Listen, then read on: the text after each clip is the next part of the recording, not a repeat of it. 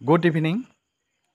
আজি Sunday special হিচাপে মই ঘৰত আছিলোঁ আৰু ঘৰত থকাৰ কাৰণে মই আজি আমাৰ ভাল খেলুৱৈ হ'লে জাপ মাৰি পাৰ হ'ব পৰা এটা পুখুৰী আছে, সেই পুখুৰীতে মাছ মাৰিলোঁ।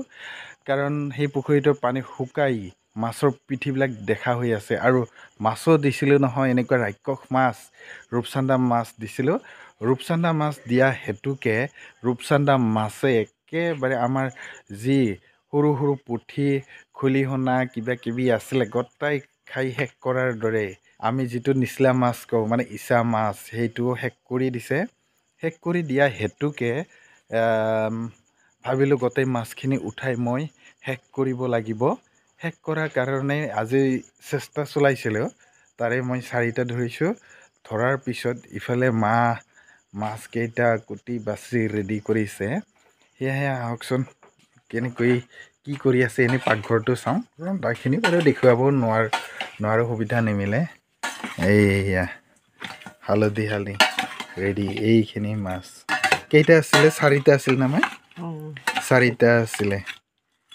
এইয়া এই মাছবিলাক নহয় ভুলতো পুখুৰীত নিদিবহে, যদিহে সৰু মাছ ৰাখিছে আপোনালোকৰ পুখুৰীত, নহ'লে শেষ কৰি দিব। ইফালে ফ্ৰাই কৰিবলৈ সাজু হৈছে।